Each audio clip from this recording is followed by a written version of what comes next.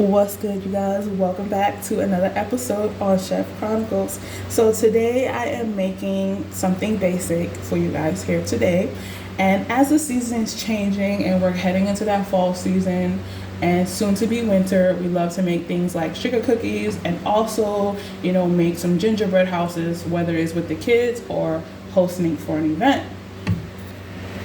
So, to make our famous royal icing, there are two ways that we can make some royal icing. The first way that we can make some royal icing is some meringue powder, right? Meringue powder basically is a pasteurized egg that has been dried, but this container cost me at least $7 and some change with the tax included. So roughly around there.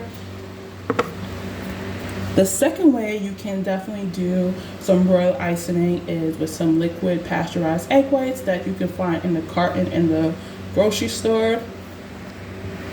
When using pasteurized eggs compared to raw full eggs, the reason why we use pasteurized eggs is a more safer consumption than using raw eggs just because of bacteria like salmonella inside of the raw eggs.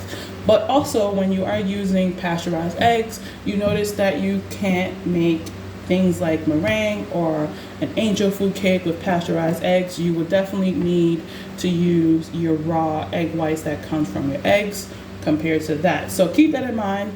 Raw eggs, meringues, and angel food cakes, but pasteurized eggs, you would definitely use it for royal icing. So let's get started. Some of the things that you are definitely going to need, because we're doing the alternative way with the egg whites, you're going to need some egg whites here, which is about 1/3 of a cup of egg whites plus additional of 1 tablespoon of egg whites included in here. Then we're going to use a cream of tartar, about a pinch. And then we're going to need a total of 5 cups of powdered sugar. Now, if you want to add some flavoring such as vanilla extract or mint or whatever you choose in the store that is near you, whatever flavor profile you're going for your royal icing, definitely go ahead and add it. But depending on what you're using, like I would suggest use like a half a teaspoon, and once it's completed and done, definitely adjust it to your liking, but no more than a teaspoon. So for our first step of making our royal icing, we're going to take our 5 cups of powdered sugar and we are going to sift it.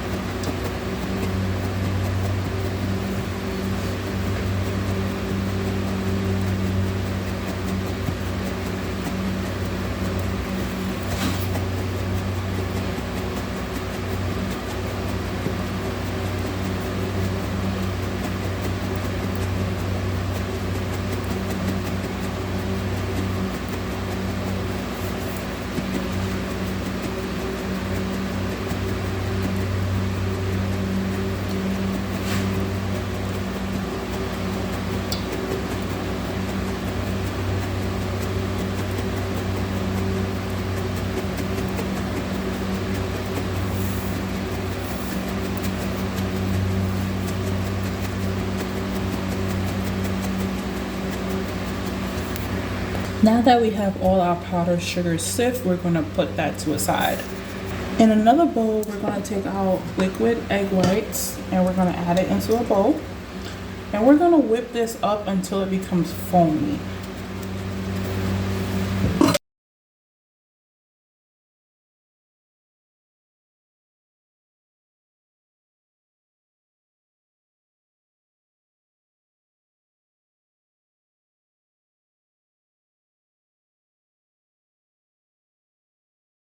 So now that it's beautiful and foamy, it almost looks like the top of a latte or a top of a cappuccino. We're going to go ahead and add in our cream of tartar.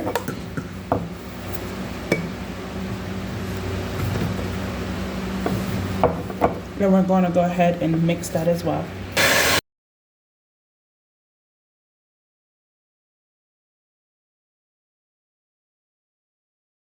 So now for the next step, we're going to take our powdered sugar and we're not going to fully incorporate all of them at once. We're going to add them probably into thirds.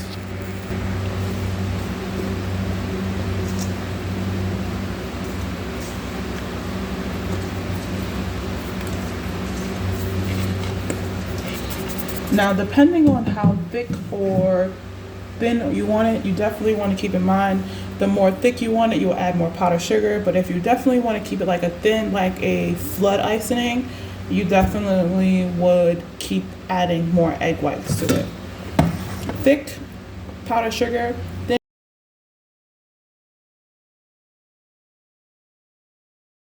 Good mix for about 30 seconds and then take a spatula and scrape down on the sides of the bowl to get all that powdered sugar until it's fully incorporated.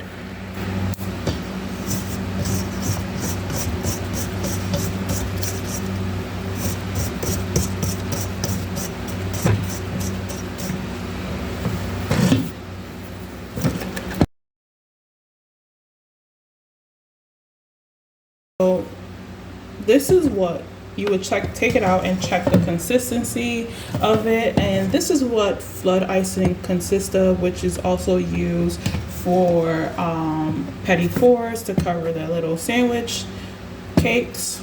It's nice and runny.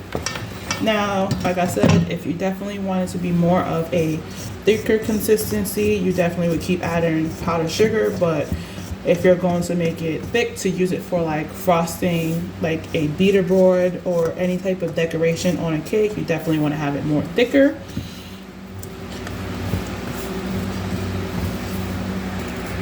So keep on definitely adding in more powdered sugar for that thick consistency.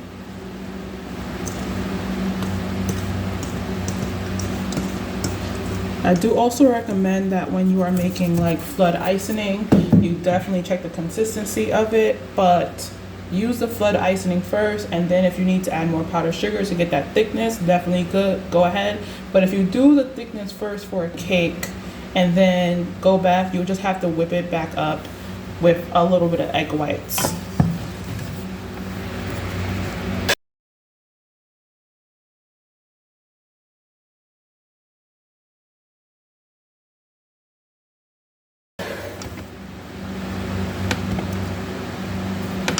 That was the second batch of powdered sugar, and it still has that flood kind of icing.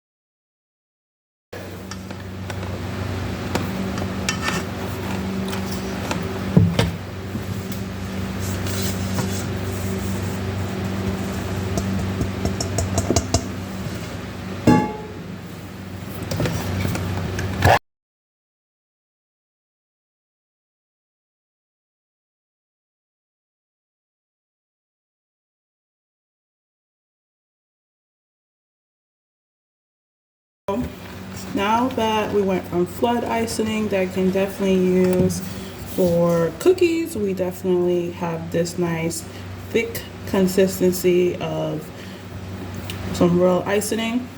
You can definitely use a thick consistency, like I said, to bake a beater, put a beater around your cake board. But like I said, the more thinner you want it, you have to add more egg whites. The more thicker, you add more powdered sugar. So if it's in this thick consistency and you make your royal icing can definitely stay inside the fridge for 2 weeks. But to store it, you would definitely need to put a damp towel over it and put some plastic wrap and put it in the fridge. The damp paper towel definitely will keep it from getting any skin on it. And if you do decide to like say, hey, I want to thin it down, that so I went ahead and practiced, some decorating techniques that you can use on a cake, which I did some borders here to see how it would be if I put it in there. So me personally, I'll add more powdered sugar, but you don't have to if you don't want to. So I hope you guys like this episode and have fun making it. Please don't forget to like and share and subscribe for more content. Peace.